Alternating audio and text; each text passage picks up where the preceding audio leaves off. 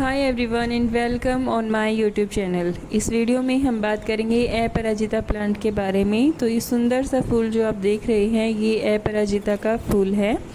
हम अपने घर में काफ़ी सारे प्लांट्स को लगाते हैं और इसमें काफ़ी सारे प्लांट्स को हम बहुत ही ज़्यादा शुभ मानते हैं, जैसे कि तुलसी जी का पौधा, मनी प्लांट, हर श्रृंगार, मरवा का पौधा, गेंदा का पौधा। इस तरीके से काफ़ी सारे प्लांट्स होते हैं। इन्हीं में से एक है अपराजिता। इस प्लांट को भी घर में लगाना काफ़ी ज़्यादा शुभ माना जाता है। कहते हैं कि ये प्लांट गुड लक लेकर आता है। और ये जो प्लांट है ये बहुत ही ज़्यादा सुंदर सुंदर इसमें फ्लावर्स खिलते हैं, तो काफ़ी ज़्यादा पसंद किया जाने वाला प्लांट है। और ये बेल की तरह बढ़ता है। आप इसे अपने मकान की हाइट के अकॉर्डिंग जो है इसको बांध सकते हैं, बेल की तरह इसे चढ़ा सकते हैं। आप इसे मेन एंट्रेंस पे भी लगा सकते हैं। इसमें खिले हुए फूल और इसकी खूबसूरत पत्तियां काफ़ी ज़्यादा प्यारी लगती हैं। एक तरीके से ये आपके घर की खूबसूरती को भी बढ़ाएगा।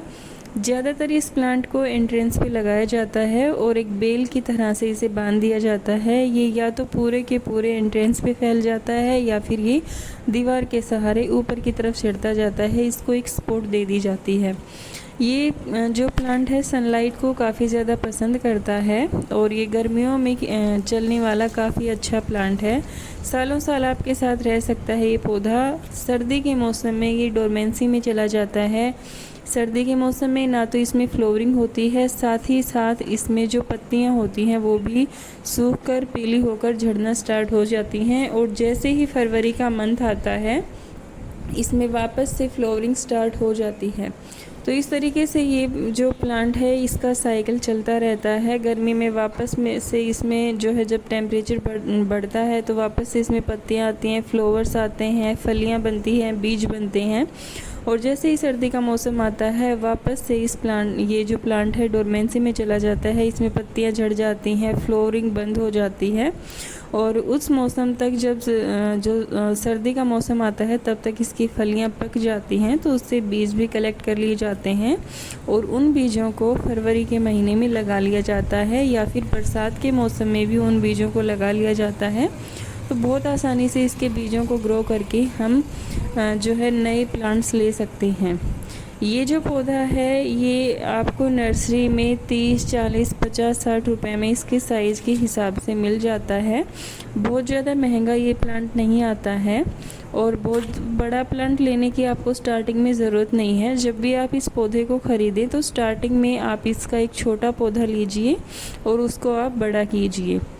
बहुत आसानी से ये प्लांट लग जाता है, ज़्यादा केयर की भी ज़रूरत नहीं है। जब आप इस प्लांट को लगाएं तो हो सके तो आप इसे ज़मीन में लगाएं, गमले में लगाने की बजाय, क्योंकि ये जो प्लांट है इसकी हाइट भी बढ़ती है। जैसा कि मैंने बताया बेल की तरह से ये बढ़ता है और उसके साथ टाइम के अकॉर्डिंग इसका जो स्टेम है वो भी बड़ा होता जाता है, स्टेम का भी साइज़ बढ़ता जाता है। तो उस हिसाब से इसे ज़मीन में लगाना काफ़ी ज़्यादा अच्छा होता है इसकी ग्रोथ के हिसाब से।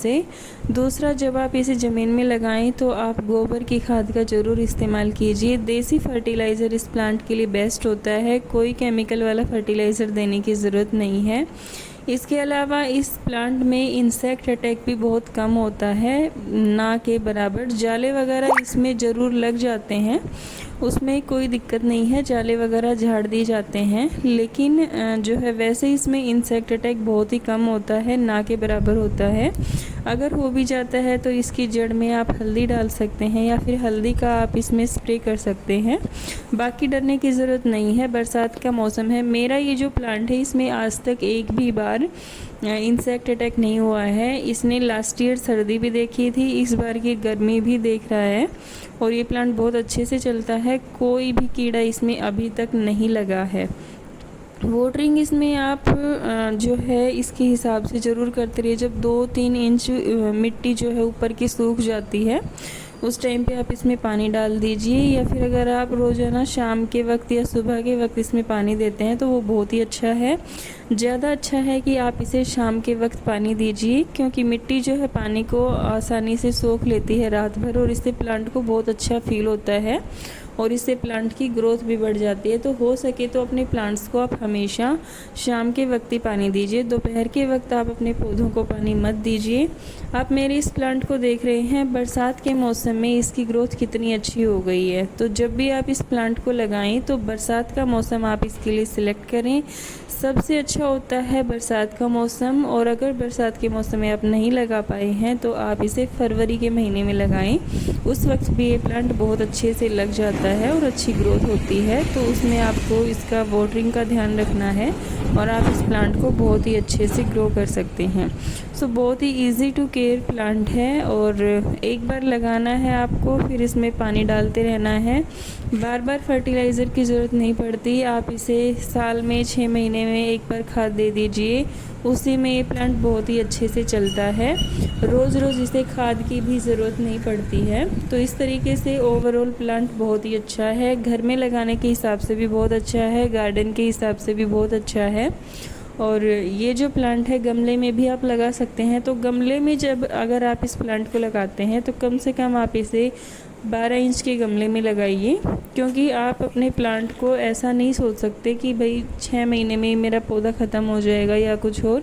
जब हम एक प्लांट को लगाते हैं तो सालों उसको अपने साथ रखने की सोचते हैं। तो उस हिसाब से 12 इंच का गमला अगर आप लेते हैं, बार बार रिपोर्टिंग की आपको दिक्कत नहीं आएगी। मिट्टी आप उसकी चेंज कर सकते हैं, खाद वगैरह मिला सकते हैं 6 महीने के अंतराल पे या वैसे।